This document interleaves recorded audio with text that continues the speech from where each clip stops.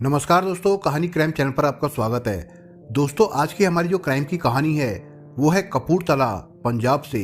तो चलिए दोस्तों, इस कहानी को हम लोग शुरू करते हैं। दर्शन सिंह पंजाब के जिला कपूरथला के गांव अकबरपुर स्थित अपनी आलीशान कोठी में परिवार के साथ रहते थे। उनके परिवार में पत्नी स्वराज कौर के अलावा दो बेटे कमलजीत सिंह और संदीप सिंह थे। संपन्न परिवार वाले दर्शन सिंह के पास कई एकड़ उपजाऊ जमीन थी। पढ़ाई पूरी होने के बाद उन्होंने दोनों बेटों की शादी कर दी थी।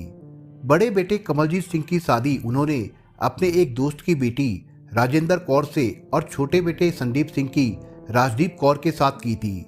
दर्शन सिंह एक रसूखदार व्यक्ति थे, इसलिए उनका पूरे गांव में दबदबा था। पर कुछ साल पहले एक दुर्घटना में उनकी मौत हो गई थी।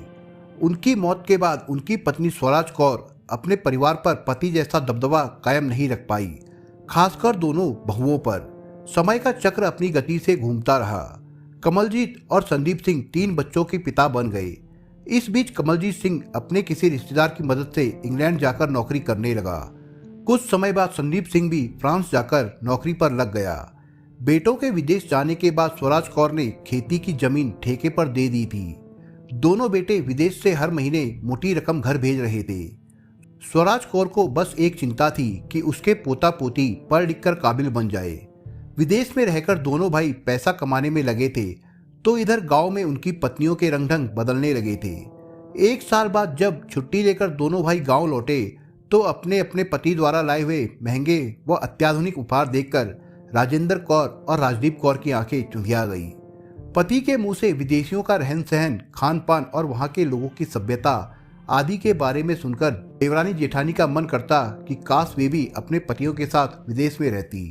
अपने मन की बात उन्होंने अपने अपने पतियों से कह दी।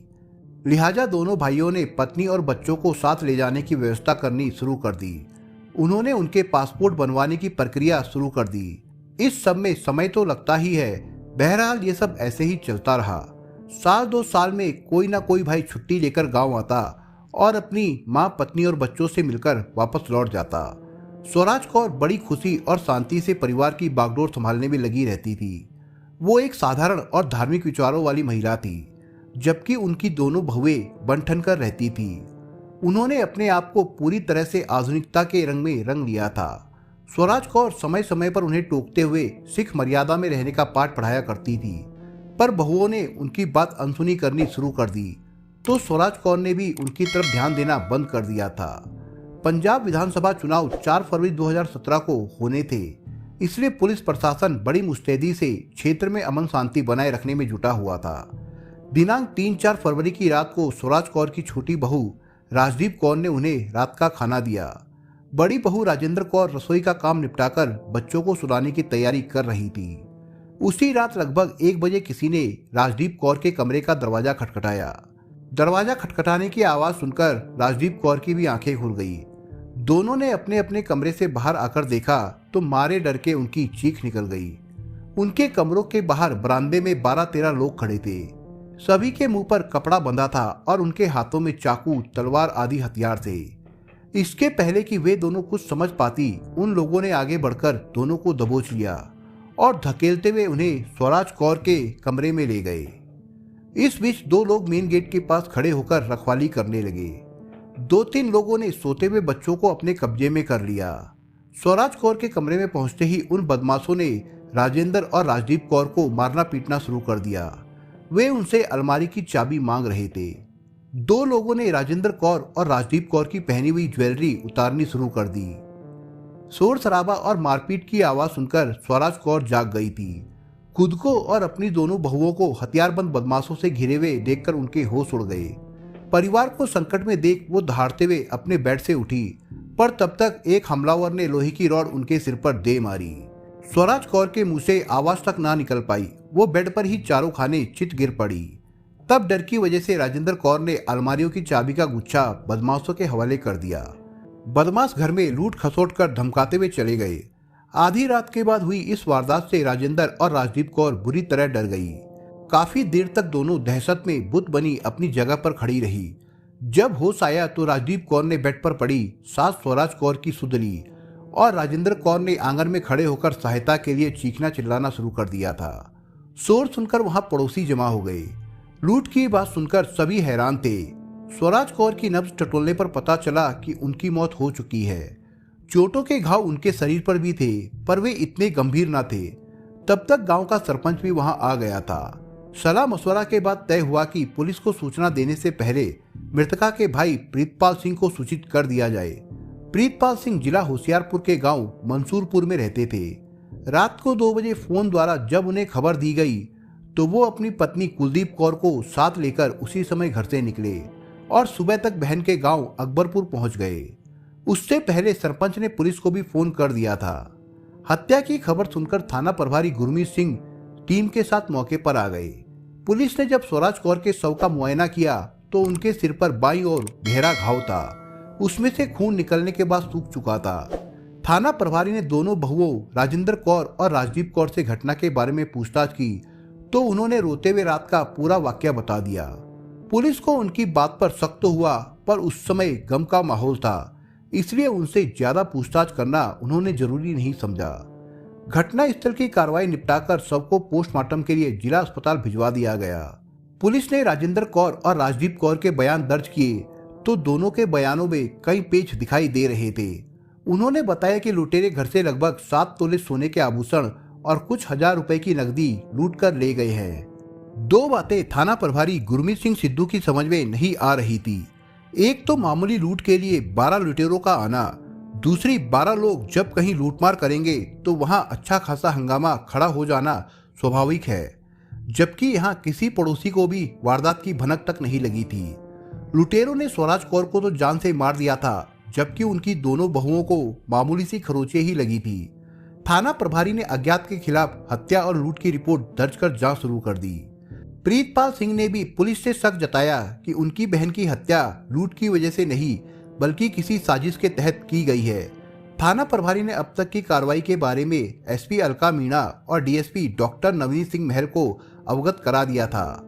इसके बाद मुखबिर ने थाना प्रभारी को जो सूचना दी उसके आधार पर मृतका की दोनों बहुओं राजेंद्र कौर और राजदीप कौर को हिरासत में ले लिया गया और उनकी निशानदेही पर गांव अकबरपुर के ही अंचल कुमार उर्फ लवली को भी हिरासत में ले लिया गया। इन तीनों से पूछताछ की गई तो उन्होंने स्वराज कौर की हत्या का जुर्म स्वीकार कर लिया। पुलिस ने तीनों को अदालत में पेश कर 2 दिनों के पुलिस रिमांड पर लिया। रिमांड के दौरान हुई पूछताछ में स्वराज कौर की हत्या और इस फर्जी लूटपाट की जो कहानी सामने आई वो परपुरुष की बाहों में सुख तलाशने वाली औरतों के अविवेक का नतीजा थी। कमलजीत सिंह और संदीप सिंह के विदेश जाने के बाद स्वराज कौर के घर में नोटों की बारिश जरूर होने लगी थी, पर अपने अपने पति से दूर रहने पर दोनों बहुओं की हरी भरी जिंदगी में सूखा पड़ गया था। यानी उन्हें पैसा तो भरपूर मिल रहा था, पर पति के प्यार को वो तरस रही थी। कमलजीत और संदीप दोनों ही बड़े मिलनसार थे। अपने और आसपास के गांव में उनका अच्छा उठना बैठना था। इस कारण उनके कई यार दोस्त थे जो उनकी गैर मौजूदगी में घर का हालचाल जानने आ जाते थे। दिखावे के लिए तो वे सब स्वराज कौर की खैर खबर जानने के लिए आते थे, पर हकीकत ये थी कि उनकी नजरें राजदीप और राजेंद्र कौर पर थी। अकबरपुर का अंचल कुमार उर्फ लवली बड़ी बहू राजेंद्र कौर को चाहने लगा तो वहीं राजदीप की आंखें गांव जलालपुर होशियारपुर के गुरदीप सिंह के साथ लड़ गई। कुछ ही दिनों में उनके बीच अवैध संबंध भी बन गए। राजेंद्र कौर अपने प्रेमी अंचल कुमार को रोज रात के समय अपनी कोठी पर बुला लेती थी। गुरदीप का गांव जलालपुर दूर था, इसलिए वो रोज नहीं आकर सप्ताह में 2-3 बार राजदीप कौर के पास आता था। चूंकि राजेंद्र कौर और अंचल कुमार का मिलने मिलाने का सिलसिला चल रहा था, इसलिए राजेंद्र कौर अपनी सास स्वराज कौर के रात के खाने में नींद की गोलियां मिला देती थी ताकि सास को कुछ पता न चले। लाख सावधानियों के बाद भी स्वराज कौर को अपनी बहुओं के बदले व्यवहार पर संदेह होने लगा। वो बार बार उनसे गैर पुरुषों से बातचीत करने से मना करती थी, पर वे सास की बात पर ध्यान नहीं देती थी। करीब 4 सालों तक उनके संबंध जारी रहे। इस बीच राजदीप कौर का प्रेमी गुरदीप नौकरी के लिए विदेश चला गया। स्वराज कौर को गांव के लोगों से बहुओं की बदचलनी की बातें पता चली तो उन्होंने दोनों बहुओं को बहुत डांटा। तब दोनों बहुओं ने सास से लड़ाई भी की थी। स्वराज कौर ने झगड़े की बात अपने भाई प्रीतपाल को भी बता दी थी। साथ ही उसने बहुओं को धमकी दी कि बेटों के सामने वो उनका भांडा फोड़ देगी। सास की इस धमकी से राजेंद्र कौर डर गई। उसने अंचल के साथ मिलकर सास की हत्या की ऐसी योजना बनाई जो हत्या न लगकर कोई दुर्घटना लगे। इस काम के लिए अंचल ने अपने एक दोस्त गुरमीत को भी योजना में शामिल कर लिया। 3-4 फरवरी 2017 की रात राजेंद्र कौर ने स्वराज के खाने में नींद की गोलियां कुछ ज्यादा मात्रा में मिला दी। रात करीब 12 बजे राजेंद्र कौर ने अंचल को फोन कर दिया तो वो अपने दोस्त के साथ सीधा राजेंद्र कौर के कमरे पर पहुंचा। उस समय राजदीप कौर भी वहीं था। चारों स्वराज के कमरे में पहुंचे। राजदीप कौर ने सोती हुई सास की टांगे कसकर पकड़ ली और राजेंद्र कौर ने दोनों बाजू काबू में कर लिए। तभी अंचल ने तकिया स्वराज के मुंह पर रखकर दबाया, फिर उनके गले में चुन्नी का फंदा डालकर उसे जोर से कस दिया। कुछ ही पलों में स्वराज की मौत हो गई। इसके बाद अंचल ने साथ लाई हुई लोहे की रॉड से स्वराज के सिर पर वार किया। स्वराज की हत्या के बाद उन्होंने घर की अलमारियों से सामान निकालकर कमरे में फैला दिया ताकि देखने में मामला लूटपाट का लगे। राजेंद्र कौर और राजदीप ने घर में रखे करीब 7 तोले के आभूषण और कुछ हजार रुपए निकालकर अंचल को दे दिए। इसके बाद अंचल ने दिखावे के लिए दोनों के शरीर पर कुछ खरोंचे मार दी जिससे किसी को भी शक ना हो। रिमांड अवधि के दौरान पुलिस ने लोहे की रॉड, ज्वेलरी व रुपए भी बरामद कर लिए।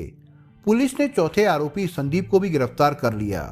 पुलिस ने चारों अभियुक्तों से पूछताछ कर उन्हें 7 फरवरी 2017 को अदालत में पेश किया, जहां से उन्हें जिला जेल भेज दिया गया। अपनी मां की हत्या की खबर सुनकर कमलजीत सिंह और संदीप सिंह जब अपने गांव आए तो मां की मौत का उन्हें बड़ा दुख हुआ। दोस्तों, इस कहानी के बारे में आपके विचार क्या है, हमें कमेंट बॉक्स में जरूर बताएं। और दोस्तों, अगर आपको हमारा काम पसंद आया हो तो वीडियो को लाइक शेयर जरूर करिए। और अगर आपने अभी तक चैनल को सब्सक्राइब नहीं किया हो तो जाने से पहले चैनल को सब्सक्राइब जरूर करिए दोस्तों। धन्यवाद।